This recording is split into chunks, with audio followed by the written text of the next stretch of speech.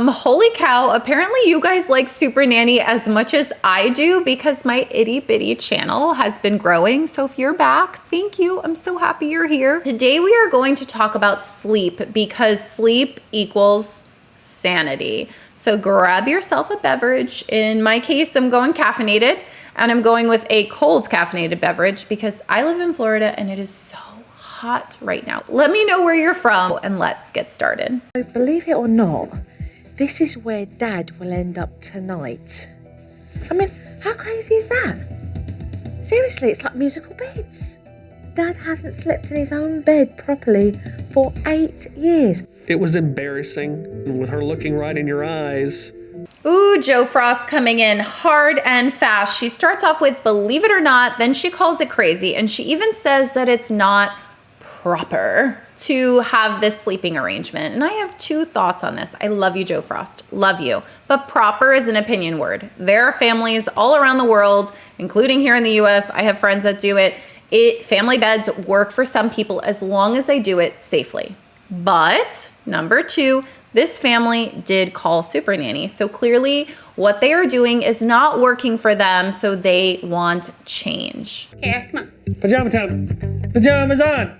So, pajamas on is literally the beginning of bedtime, is that correct? Yes, that's correct. I have to lay down between Ellie and Emma to get them to go to sleep. Am I saying goodnight to you now? Okay, well, good night then. Good night. Good night. I found that absolutely bizarre. So many opinion words, bizarre, madness, insane. But the thing I want to talk about is when the mom said, I have to get in between my children to sleep at night. Ugh, that is so revealing. You don't have to do anything. You are choosing to. Now, why would a caregiver choose to do this? Number one, because they want it, and that's fine. That's a side. We already talked about that. Number two, apparently I like to number things. I'm such a teacher. But number two is you are choosing the path of least resistance. Being a caregiver is hard, and that is the understatement of the year. By the time you get to the evening, you just want to sleep. And what will happen when your child doesn't like something? Well, when they're younger, they throw their body on the floor and they have a tantrum. As they get older, they might talk back if they're a teenager. And parents and caregivers all day choose their battles. They pick their battles. And these parents, somewhere along the line, have chosen to not fight this battle. How did you have children? Did you meet on the way to the bathroom? Funny you should say that. Couples time. You do not need to sleep in the same bed to spend time together. My husband and I, we choose not to sleep in the same bed. I sleep alone. He sleeps alone. Everybody sleeps better, and we still spend time together. So don't agree with that. I sit out on the couch with the 4-year-old Kara and watch a movie until she falls asleep or we both fall asleep. And then anywhere from 11 o'clock to 2 in the morning, I move the 10-year-old Ellie upstairs into a bed, move the 4-year-old Kara into Christy's bed, and I go upstairs and sleep in a separate bed. You reap what you sow. The effort in the beginning is going to be very high. So if they chose to make everybody sleep in their own beds from the beginning, it would have been harder initially because they would have had the tantrums and all the things that we talked about. But now that they chose not to do that, there's a lot more effort in the end.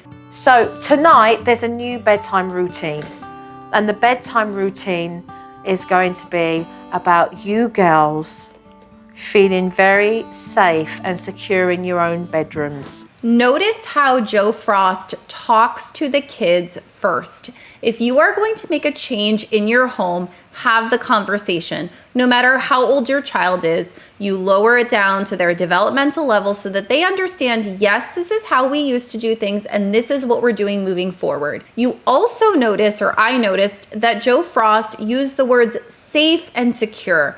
She's taking the changes and not making it as a punishment. It is not that you are bad and now mommy's taking away love from you. It is because we are all going to sleep better in our own beds. And you can even add some empathy, which I would do. I don't know if she did because we see an edited version, but I would say this might be hard for you. You are used to mommy being in bed with you, and now I'm not going to be in bed with you. And this is a big change, and you might struggle with this, but know that the struggle won't be forever. Feelings come and go, and we learn to adapt. Maybe it is a stuffy of some sort. Maybe it is a special book or a handshake or a kiss or something right before bed.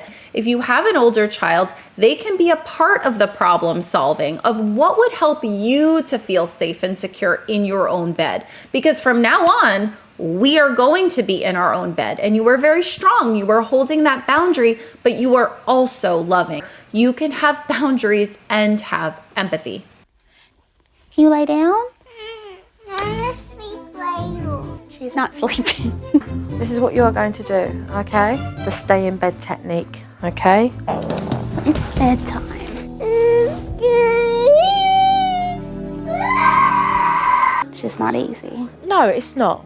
But no, it's only change. Whenever you implement something, it's not like your child's going to turn to you and go, oh, you know what? This is a great idea. Why didn't I think to just go to sleep on my own?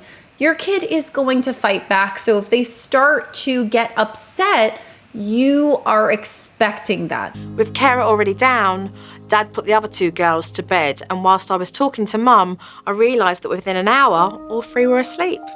Lights were out for everyone.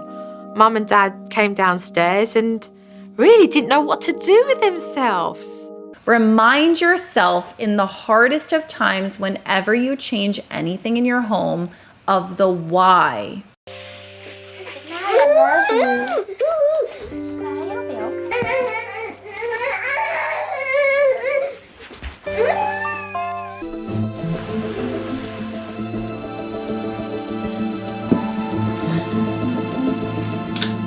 Oh dear, no. It's all over. I am right with you, Joe. You cannot compromise the technique. If you are not in a place to follow through, don't even start it, because what you just taught your child to do was to cry longer. The more you implement a technique, the less pushback you'll get, because what mommy says, mommy does. So if you say something and then you do it, and then you do it, and then you don't do it, then you just taught your child that they just need to keep pushing harder. So if that means you not sleeping for a few days, again, it's harder in the beginning, but you have to stick with it if you want to. She needs you to place her back. If it's not done by you, it does create the good cop, bad cop. Let's address bedtime once and for all. Once the bedtime story was over, the tears and tantrums started. Stay right there. I want to show you your face. So what are we going to do to change that? I guess I'm gonna not look like that. Your child feeds off of your energy. So if you look like you're wavering, they notice that. And it doesn't have to be mean. Get in bed. And it doesn't have to be like, please get in bed. Somewhere in the middle of just like you're confident. If you've ever gone to a play date and your young child goes up to another kid, you'll see if you have a secure attachment, they'll look at you and then you'll give them like a thumbs up and then they'll know, okay, this is safe. I am good. Your child is looking to you for safety and security. So if you believe this is right for your family, for everyone to sleep in their own bed, then act like it.